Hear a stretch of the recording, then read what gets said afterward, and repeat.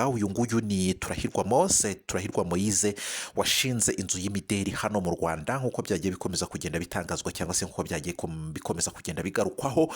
Yagiye atangaza ibintu byinshi cyane bitandukanye. Ni ubutumwa yabanje kwandika mu ibara ritukura, kandi turabizi ko ibara ritukura ritavuga ibintu byiza. Aho waba uri hose uzarebe niyo mwana yatsinzwe mu ishuri, uko byagenda kose bandika mu ibara ry'umutuku. Ahantu yagize sheke bandika mu ibara ry'umutuku. Uyu mugabo rero washinze inzu y'imideri hano mu Rwanda, yaje kuba hari amagambo menshi cyangwa se mabi navuga yatangaje cyangwa se yasohoye mu butumwa bwe yatanze ku rukuta rwa X cyangwa se kuri Instagram. Uretse ko kuri Instagram yaje kuba yagira gutya akabusiba, yavugaga ko ngo atari yababarira inkotanyi, cyangwa se ko adakunda inkotanyi, cyangwa se ko adakunda Kagame n'inkotanyi zose. ngibyo ibiba biri kugenda bicaracara ku mbuga nkoranyambaga.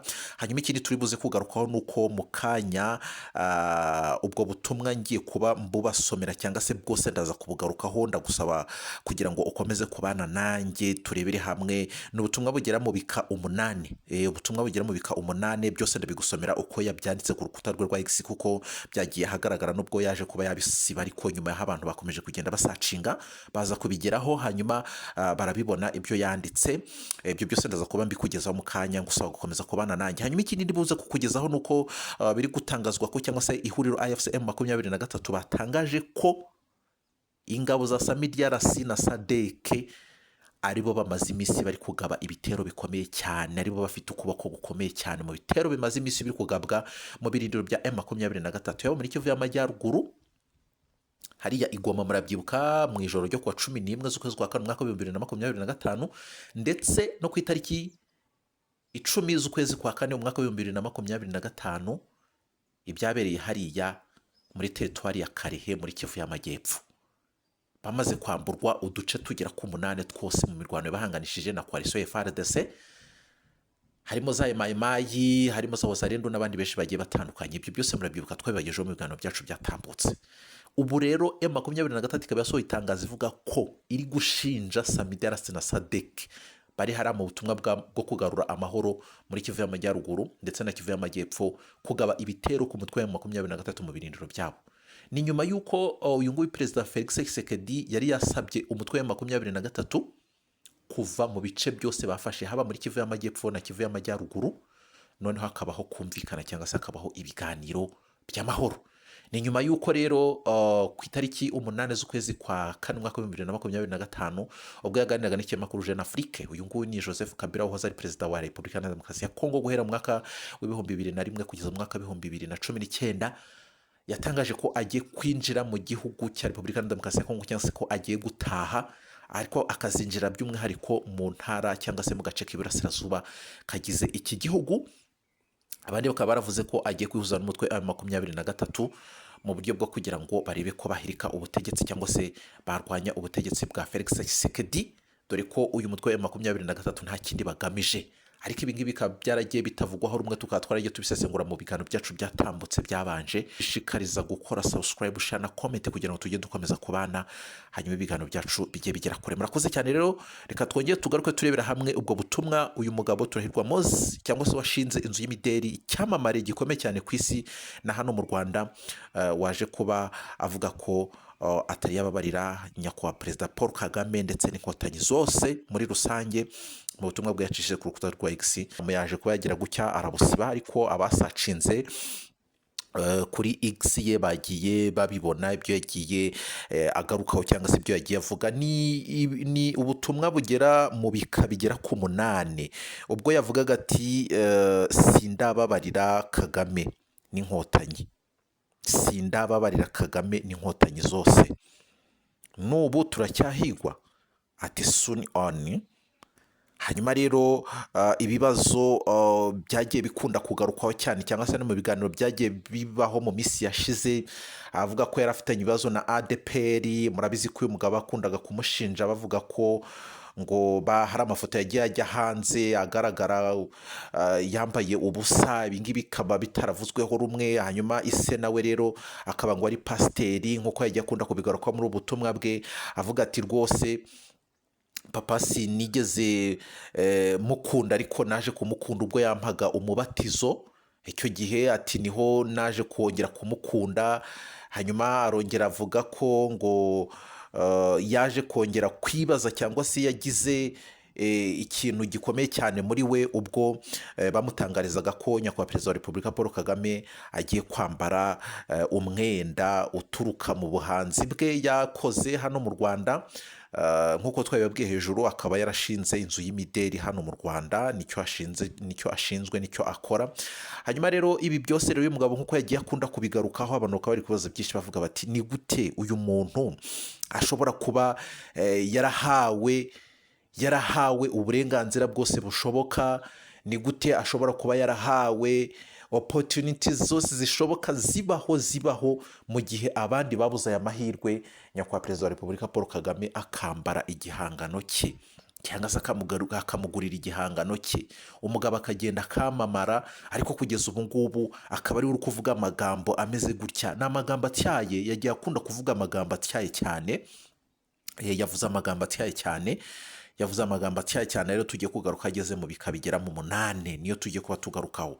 Abantu bakavuga bati ibi ni ibiki? Abandi bagiye baca imigani myinshi cyane, hari imigani myinshi cyane bagiye bamucira. Igika cya mbere kiravuga ngo inkotanyi zafunze data pasiteri zimuziza ubusa. Icyo ni igika cya mbere, nibyo yavuze, nibyo yaje kuba agarukaho.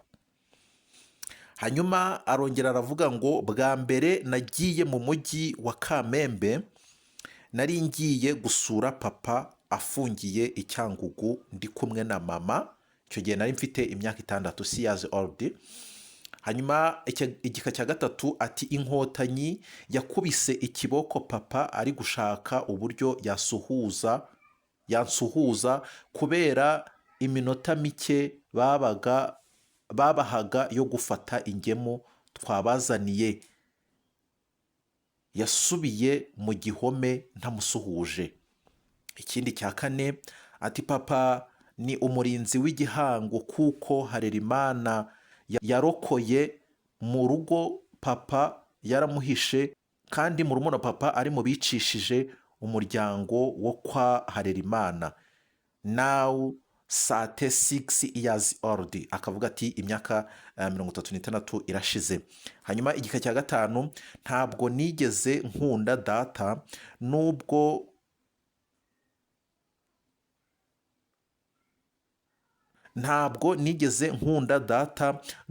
ntacyo yakoze, nubwo nta cyaha yakoze. Nongeye kumwiyumvamo, baramufunguye, yambatije muri ADPR mfite imyaka 6 years old. Ati icya gatandatu ati naraye ndira ubwo FR yambwiraga ko His Excellence Kagame azambara ishati na hanze. Hanyuma mu dusa n'udukuba akaba yavuze ati great pleasure. Ubwo yavuze ati great pleasure. Hanyuma ati icyo gihe 38 years old.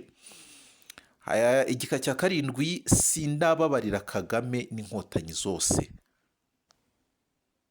Hanyuma igika cya 8, that's how we end up with the F. Iyi F sinzi icyo yashakaga kuvuga. On my digital manipulated passport that took me to jail for 76 days in Mageragere. Hanyuma akongera arangiza avuga ati that's how Angel Kagame sent troops to search my house or office for weeds. Akaba avuga ati rwose ibi ngibi nibyo byatumye nyakubahwa Ange Kagame yohereza igitero cyo kuza gusacinga cyangwa se kuza gushaka mu nzu yanjye cyangwa se muri ofisi yanjye ikiyobyabwenge cy'urumogi, wizingira ngo ni urumogi.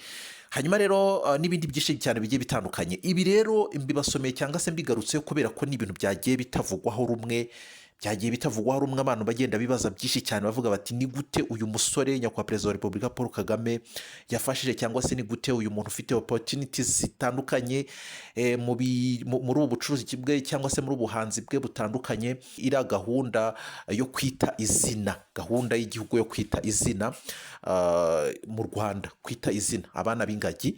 Uyu mugabo yakunda guparitisipa cyane mu mishanana, harimo rwose kwita abana b'ingagi bavutse amazina n'ibindi byinshi cyane bigiye bitandukanye. Ngewe nagiye mumenya ahantu henshi cyane hagiye hatandukanye, mu ma events hagiye hatandukanye, yagiye yambika n'abantu bakomeye cyane, abayobozi bakomeye cyane ba hano mu Rwanda. Ni byinshi cyane, ni byinshi cyane. Rero wajya kureba ukavuga ngo uyu mugabo ni gute ashobora kuba yanditse ubu butumwa bumeze gutya, noneho ajya no kubanza kubikora, yabanje kubikora ubu butumwa ajya kubanza kubwandika, yabanje kubicisha cyangwa se yabikoze mu ibara ry'umutuku, kandi murabizi ko ibara ry'umutuku rivuga ikintu kibi cyangwa se rivuga ibintu bitari byiza. Uko byagenda kose uzarebe n'umwana iyo yazanye birete nko ku ishuri, wenda birete iriho amanota mabi, uko byagenda kose bashyiraho umutuku wenda. Ibi rero yagiye yandika ngo sindababarira Kagame n'inkotanyi zose, yabyanditse mu ibara ry'umutuku. Hanyuma rero ajya no kurangiza nabera nabyo yabyanditse mu ibara ry'umutuku. Abantu rero bakabibaza byinshi bavuga bati ni ibiki, ikibazo gihari ni ikihe? No muri iki gihe turimo cyo kwibuka ku nshuro ya 31 jenoside yakorewe abatutsi mu mwaka w'1994, ku cy'umuhungu aribwo yarindiriye akaba yagize gutya, akaba aribwo yasohoye ubu butumwa bwe ku rukuta rwe rwa X cyangwa se kuri Instagram. Ni byinshi cyane abantu bagiye bagarukaho, ubwo nawe wenda nabigusomeye kugira ngo nawe uze kumva ibyo yagiye avuga, hanyuma nawe ugira icyo wakuramo, cyangwa se wenda ku busesenguzi bwawe ugira icyo wavuga cyangwa se ugira icyo wakumva. Hanyuma rero tuze guhura muri komenti mu biba biri kugenda bicaracara hano ku mbuga nkoranyambaga. Murakoze cyane.